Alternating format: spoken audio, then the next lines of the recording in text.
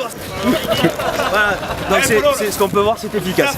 Bon, je vais aller voir le maître de course là, monsieur. C'est magnifique. Il est beau, hein? Allez.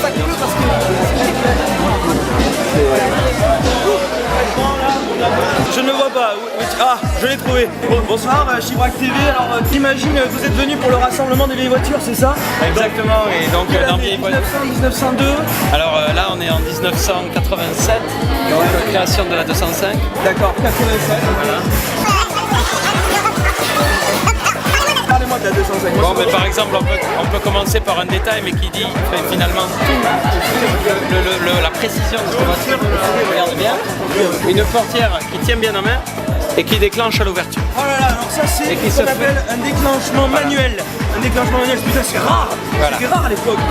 C'était une option ou vous l'avez eu de série? Non, non, non, ça c'est de série. Par contre, ce qui est en option, c'est le bouchon à clé. Oh, un bouchon à clé. Ça, ce sont des choses qui... Il est où le bouchon là? C'est ça. C'est ça qui est intéressant. Voilà.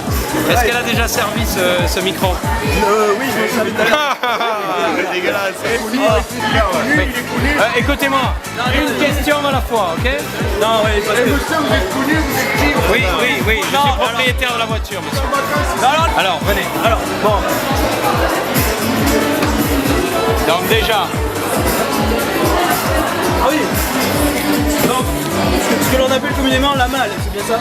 Oh là là. Le coffre, je dirais plus. Donc tout ce qui est coffre, vous avez baffle. Ah oui, ça c'est les baffles à l'arrière. En 2 glisserandes, j'ai plus de 250 gigawatts. Donc je peux te dire que volume au minimum, déjà tu perds une oreille. Attention à la tête. Ça c'est un petit peu la phrase classique quand on ferme la malle. Attention à la tête. Vous avez après une portière avec une serrure. Et qui dit serrure, dit clé. Que j'ai moi, bien sûr. Et ensuite, bien sûr, quand tu commences à regarder l'intérieur, tu vois que le volant est grillé. Alors c'est... Et on va danser, Je me rends compte que c'est un volant sport 3 branches, c'est bien c'est ça? un volant sport 3 branches, exactement. Le klaxon à droite ou à gauche? Klaxon à gauche, toujours pareil sur les 205, il a toujours été à gauche et il le sera toujours tant que je suis sur cette bonne vieille planète Terre. Okay, c'est un semi-baquet que j'ai cru voir à l'intérieur. Voilà. Autant pour dire qu'un siège semi-baquet, un siège baquet serait vraiment trop dur pour s'extirper, trop dur pour y rentrer, alors qu'un siège semi-baquet, quand je prends les virages, et Dieu sait si ça tient le pavé, quand je prends les virages un peu tendus, ça reste quand même un minimum sur les cordes, je prends les virages à la corde, j'aime pas du tout extirper, tu vois le virage, je préfère rester à la corde.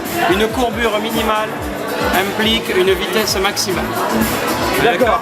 Donc vous êtes plutôt le genre de personne qui fait un extérieur, intérieur, extérieur en fait. Ah ouais. Ah, c'est impressionnant. Aujourd'hui des pilotes comme ça on n'en voit plus dans la F1. Bon, c'est-à-dire que c'est une technique de pilote de rallye, ça y est.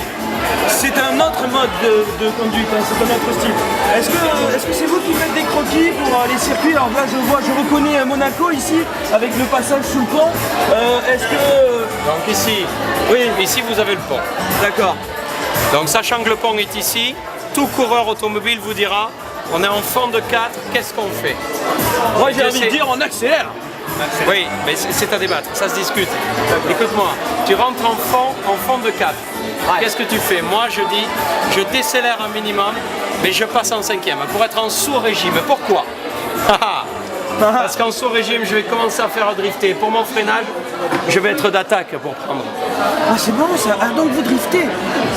Un minimum. Ah vous avez monté le monteur sur l'arrière de la 205? Exactement. Oh, alors ça, en plus, nous sommes en présence d'un génie, un génie mécanique. C'est pas tous les jours qu'on voit une 205 montée sur l'arrière. Exact. Putain, ça me rappelle la Renault 5 GT Turbo, mais je crois que c'est en réponse à ça d'ailleurs. Ah oui, d'accord. Ah donc on est sur un autre niveau de course. Hein. Ça me fait chier que tu parles de Renault, mais c'est vrai qu'il faut l'avouer, c'est un petit peu en réponse à la GT Turbo. Quoi, Renault? Non, je me disais, ça me fait chier qu'on en parle parce que toi t'es là, bon, il y a un respect.